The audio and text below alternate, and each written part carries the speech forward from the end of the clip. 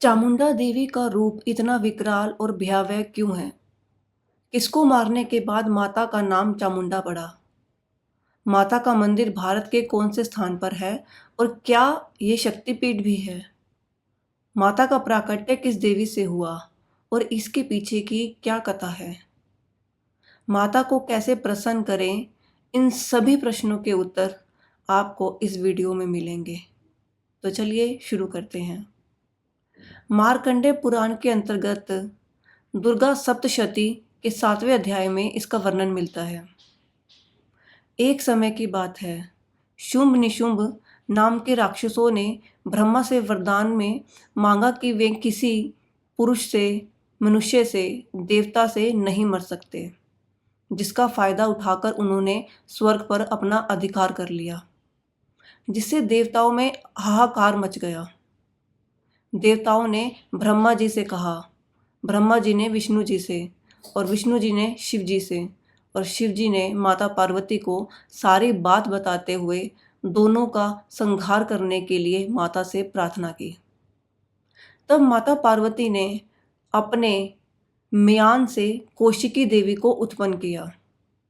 कौशिकी देवी को चंड मुंड नामक राक्षसों का वध करने का कार्य सौंपा गया, जो कि शुंभ निशुंभ के ही संरक्षण में थे।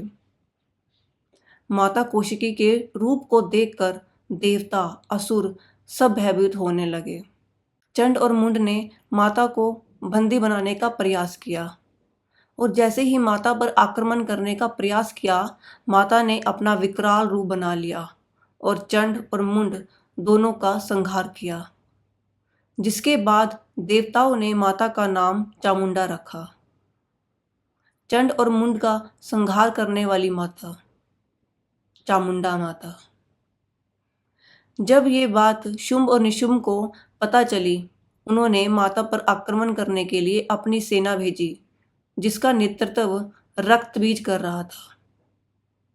उसको वरदान था कि उसकी हर एक रक्त की बूंद से एक नया रक्त उत्पन्न हो जाएगा। इससे वो अजय हो गया था और उसको हराना नामुमकिन सा हो गया था। जब माता ने उसको घायल किया, तब उसकी रक्त की बूंदों से हजारों रक्त उत्पन्न हो गए। इस समस्या से निपटने के लिए माता ने महाकाली का रूप धारण किया। महाकाली ने रक्त बीज के रक्त को अपनी जिह्वा से पी लिया, जिससे उसकी रक्त की बूंदें धरती पर नहीं गिरी। अंततः माता ने रक्त बीज समेत सारी सेना का संहार किया। अब बारी शुंभ और निशुंभ की थी। वे स्वयं आए माता से युद्ध करने। माता ने अपनी सभी 10 महाविद्याएं प्रकट करते हुए एक उग्र रूप धारण कर लिया और सबसे पहले निशुंभ का वध किया, जिसके बाद शुंभ ने माता पर आक्रमण किया, लेकिन माता ने अपने त्रिशूल से शुंभ का वध कर दिया। चामुंडा देवी का रंग गहरा काला और उनका चेहरा भयानक और उग्र होता है, जिसमें शक्तिशाली दांत होते हैं। उनकी 3 आंखें लाल रंग की होती हैं।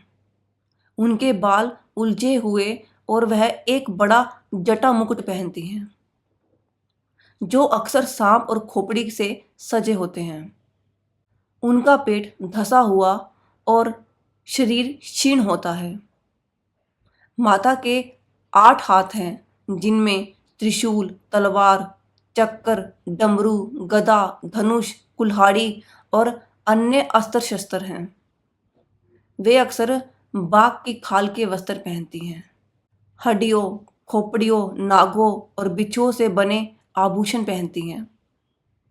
चामुंडा जी का वाहन शव है, इसलिए इन्हें शववाहिनी कहा जाता है। माता की पूजा विशेष रूप से नवरात्रि के दौरान और तांत्रिक साधनाओं में की जाती है, जिसका मुख्य उद्देश्य चंड और मुंड जैसे असुरों का वध करने वाली देवी को प्रसन्न करना है। माँ चामुंडा की कृपा से भक्तों को शक्ति, बुद्धि और साहस मिलता है और उनकी मनोकामनाएं पूरी होती हैं। दुर्गा सप्तशती का पाठ नवरात्रि में पढ़ने से विशेष फल मिलता है। माता की कृपा पाने के लिए व्रत और साधना की जाती है। इनका प्रमुख मंत्र है ओम येम हीम क्लीम चामुंडाई विच्चे। यह मंत्र शत्रुनाश, आत्मविश्वास बढ़ाने और एकाग्रता में सहायक होता है। चामुंडा देवी का मंदिर हिमाचल प्रदेश के कांगड़ा जिले में बनेर नदी के तट पर स्थित है। मंदिर के एक कोने में देवी के चरणों के साथ छोटा पत्थर देखा जा सकता है। मुख्य मंदिर के अतिरिक्त एक संगमरमर की सीढ़ी है जो शिवलिंग के साथ भगवान शिव की गुफा तक जाती है। चामुंडा देवी मंदिर को शिव और शक्ति का निवास माना जाता है। इसी कारण से इसे चामुंडा नंदीकेश्वर धाम के रूप में जाना जाता है। इस मंदिर में हर दिन एक शव को जलाया जाता है और शव न मिलने पर एक पुतले को जलाने की परंपरा है। चामुंडा देवी मंदिर में माता सती के चरण गिरे थे, जिस वजह से इस मंदिर को शक्तिपीठ में स्थान मिला है। ये मंदिर उत्तर भारत की 9 देवियों में से एक है, जो वैष्णो देवी से शुरू होने वाली 9 देवी यात्रा में शामिल है। अब हम आपसे एक प्रश्न पूछते हैं, क्या आप बता सकते हैं कि कुल कितने शक्तिपीठ हैं और कौन सा कहाँ पर स्थित है?